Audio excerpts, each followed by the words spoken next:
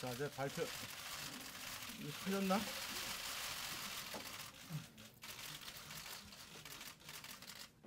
자, 그럼 지금부터 수사 결과에 대해서 발표를 하도록 하겠습니다. 자, 이러면 제가 발표를 할 수가 없으니까. 하시면 되면 이거 읽을 수가 없어서 그래요. 너무 붙여가지고. 자, 이제 자, 미안합니다만.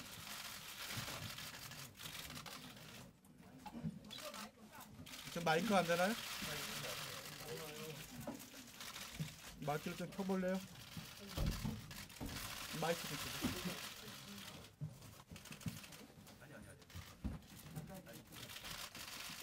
자, 마이크 됩니까?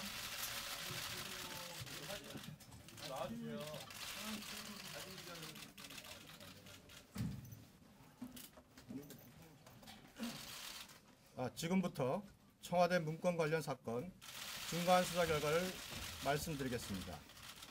먼저 형사 1부에서 수사한 명예훼손 사건 부분입니다.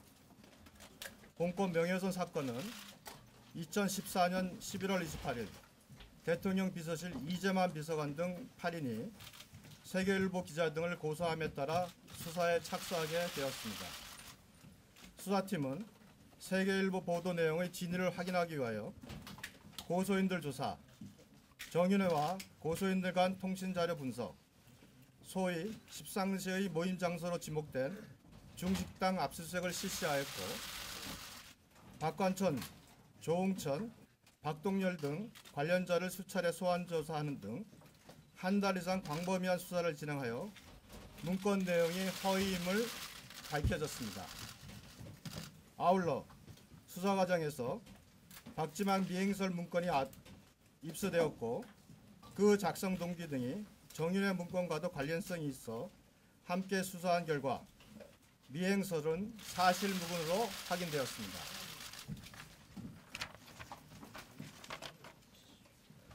본건 세계일보 보도는 박관천이 작성한 이른바 정윤회 문건에서 기록된 것입니다. 정윤회 문건이 사실대로 작성된 것인지 수사 결과를 말씀드리겠습니다.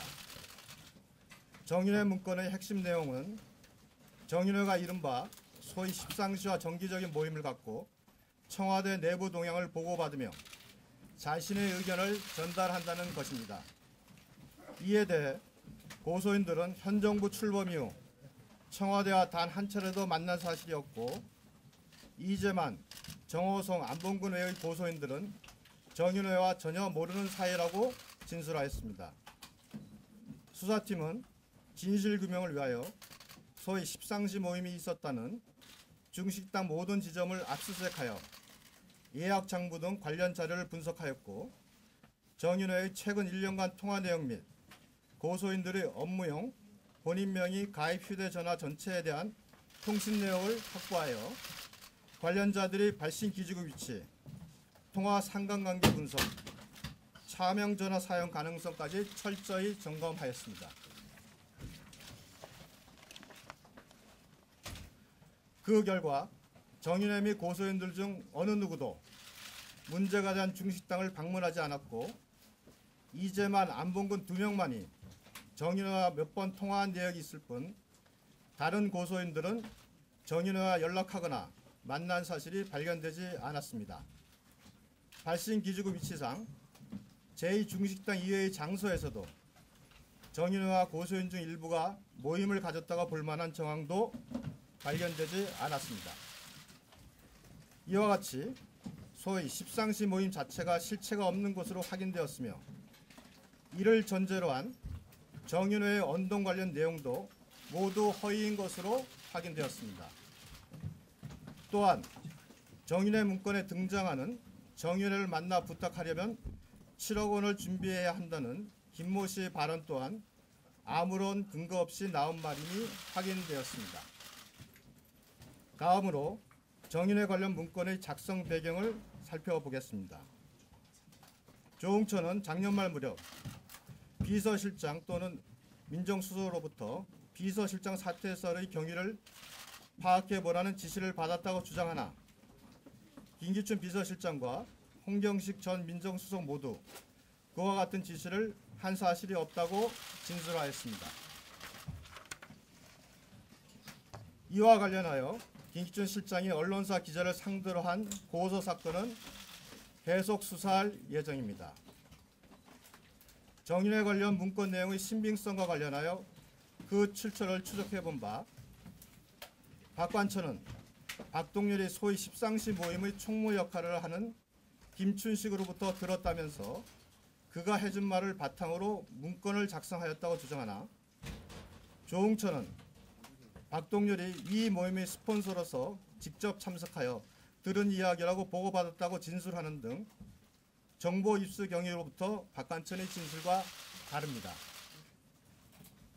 반면 박동렬은 박관천에게 지라시나 풍설 수준의 말을 해주었고 십상시 막내경인 김춘식이 동국대 출신 행정관 모임의 총무 역할을 하고 자신이 동국대 모임에서 식사를 산 적이 있다는 등의 말을 했을 뿐 정윤회와 십상시 정기 모임이나 정윤회의 구체적인 언동에 대해서는 언급한 사실이 없고 현 정부 출범 후 안봉근을 만난 적이 없고 그 외 소위 십상시 구성원이나 정윤회와 일면식도 없다고 진술하였습니다. 이에 검찰은 박동렬에게 찌라시나 풍문을 전해주었다는 정보경찰관, 사업가 등 6명을 조사하고 박동렬의 사무실 등을 압수수색하고 통신 내역, 이메일 등을 다각도로 분석하였으나 박관천, 조응천의 주장을 뒷받침할 만한 아무런 자료도 발견하지 못하였습니다. 결국 정윤회 문건 내용은 신뢰할 만한 출처나 근거가 없음에도 박관천이 박동렬로부터 들은 일부 풍문을 과장 짜집게 한 후 마치 정윤회의 언동인 것처럼 포장하여 사실과 다르게 작성한 것으로 판단되고 현재까지 정윤회의 국정개입 의혹과 관련하여 구체적인 범죄 혐의를 추단할 만한 단서는 발견되지 않았습니다. 다음으로 박지만 미행설에 대해 설명드리겠습니다. 먼저 미행설의 생성 및 유포경입니다. 박지만이 2013년 말 지인인 김모 씨로부터 정윤회가 미행을 하니 조심하라는 말을 듣고 자신의 측근을 통해 박관천에게 사실 확인을 요청하였고 2014년 1월경 박관천으로부터 정윤회의 사주를 받은 남양주 카페 운영자가 오토바이로 미행을 한다는 보고를 받고 미행설을 사실로 믿게 되어 김기춘 비서실장에게 사실 확인을 요청하게 됩니다. 이후 박지만은 사석에서 지인들에게 미행설을 언급하였고 지인 중 한 명이 시사전을 통해 미행설을 알린 것으로 확인되었습니다. 박관천이 작성한 미행 문건의 작성 경위를 말씀드리겠습니다. 시사전을 보도 후 박지만이 청와대로부터 근거 자료를 제출해달라는 요청을 받고 박관천에게 문건 제공을 요구하였고 박관천이 2014년 3월 28일 도봉경찰서에서 문건을 작성한 후 그 자리에서 박지만의 측근에게 전달한 것으로 확인되었습니다. 박지만이 위 미행 문건을 청와대에 전달하려고 하자 박관천이 이를 적극 만류한 사실도 확인되었습니다. 한편 위 미행 문건의 진위 여부는 중간 수사 결과 자료에 기재한 대로 박관천 스스로 허위 내용임을 인정하였고 명백히 허위임이 확인되었습니다. 결국 박지만 미행설은 김모 씨, 박지만의 지인 시사저널로 전달되면서 근거 없이 생성 유포된 풍문에 불과하고 그 과정에서 박관천이 마치 미행설에 실체가 있는 것처럼 박지만에게 허위 내용을 보고하여 믿게 한 것으로 드러났습니다. 정윤회 문건을 보도한 세계일보 기자들의 명예훼손 혐의와 관련한 수사 계획을 말씀드리겠습니다. 현재까지 수사 결과 보도 내용에 적시된 사실의 허위성 여부는 밝혀졌으나 보도 행위의 위법성이 존재하는지 여부에 대해 계속 수사가 필요하며 취재 경위 등에 대한 보완 수사를 마친 후 종국적인 처분을 할 예정임을 밝혀드립니다. 아울러 정윤회가 시사전원을 고소한 사건, 새정치민주연합이 정윤회 이재만 비서관 등을 고발한 사건, 이에 대해 정윤회가 무고로 고소한 사건 등 관련 사건에 대해서는 계속 수사를 진행할 예정입니다. 다음으로 특수 2부에서 수사한 청와대 문건 유출 사건 수사 결과를 말씀드리겠습니다. 박지만에 대한 문건 유출의 경우 박관천이 작성한 문건의 보고 절차가 완료되면 조응천이 박관천에게 박지만 회장에게 전달하라고 지시하고 박관천은 정윤회 문건을 비롯한 다수의 청와대 문건을 박지만에게 지속적으로 전달해온 사실이 드러났습니다. 조응천이 인정하는 6개의 문건을 포함하여 총 17건의 청와대 문건 원본 자체가 2013년 6월경부터 2014년 1월경까지 7개월간 조응천, 박관천, 박지만 측근의 박지만의 경로로 지속적으로 유출된 사실이 확인되었습니다. 박지만에게 문건을 유출한 동기를 살펴보겠습니다. 조응천은 박지만 부부 관리 차원에서 6건의 문건을 전달하였다고 주장합니다.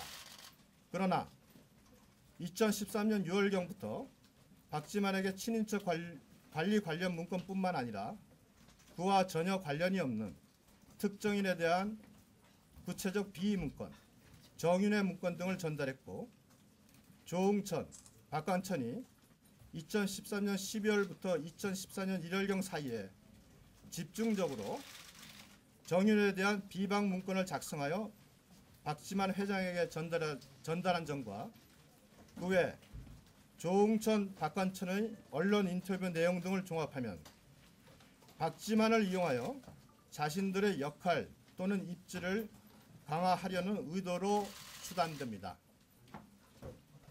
다음으로 세계일보에 대한 문건 유출 부분을 설명드리겠습니다. 2014년 2월 박관천이 청와대를 나오면서 청와대 문건 등을 서울지방경찰청 정보분실장 사무실에 보관하였고 한모 경위가 이를 무단 복사하여 최모 경위에게 교부하고 최모 경위는 세계일보 기자에게 위 문건을 교부한 것으로 확인되었습니다.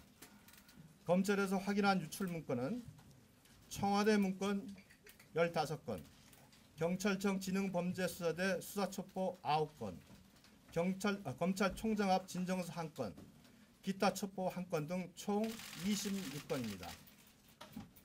한모 경위의 문건 유출 경위부터 살펴보겠습니다. 한모 경위는 처음에 범행을 극구 부인하였습니다. 그러나 수사팀은 한모 경위 아파트 소화전에서 압수한 USB에서 한모 경위와 대기업 정보 담당 직원과의 통화 녹음 파일을 발견하였고 위 녹음 파일에는 한모 경위가 박관천의 문건을 무단 복사하여 최모 경위에게 넘겼다는 내용이 녹음되어 있었습니다. 위 녹음 파일을 제시받은 한모 경위가 비로소 자백을 하였고 이후 박관천도 청와대 문건 유출 사실을 자백하였습니다. 최모 경위의 문건 유출 경위입니다. 박관천은 2014년 4월 2일 세계일보의 청와대 문건 최초 보도 이후 문건 유출자로 의심받자 문건 회수를 위해 세계일보 조모 기자를 접촉하였고 박관천은 조모 기자에게 정보원을 만나 문건 유출 경위를 확인해 줄 것을 요청하며 대신 술값을 내주기로 하고 조모 기자는 2014년 5월 8일 정보원을 만나 추가 문건을 받기로 약속합니다. 실제로 조모 기자는 2014년 5월 8일 정보원을 만나 술자리에서 추가 문건을 전달받았는데 그날 18시 40분경부터 다음날 01시경까지 조모 기자와 최모 경위의 휴대폰 기지국 동선이 일치하는 것으로 확인되었습니다. 이에 박관천은 다음날 조모 기자에게 술값을 송금하고 며칠 뒤 조모 기자로부터 일부 문건 사본을 회수한 사실도 확인됩니다. 참고로 최모 경위와 조모 기자는 최근 1년간의 통화 내역이 500회를 넘는 등 상당한 친분 관계를 유지해온 것으로 확인되었습니다. 검찰은 위와 같은 객관적 증거와 관련자 진술을 종합하여 세계일보에 보도된 청와대 문건은 최모 경위가 조모 기자에게 유출한 것으로 판단하였습니다. 마지막으로 검찰은 이 사건 수사를 통해 일부 공직자와 정보경찰 등의 안이한 보안의식, 일부 언론과 기업과의 부적절한 정보 거래로 허위 정보가 확대 재생산되는 부작용을 확인하였습니다.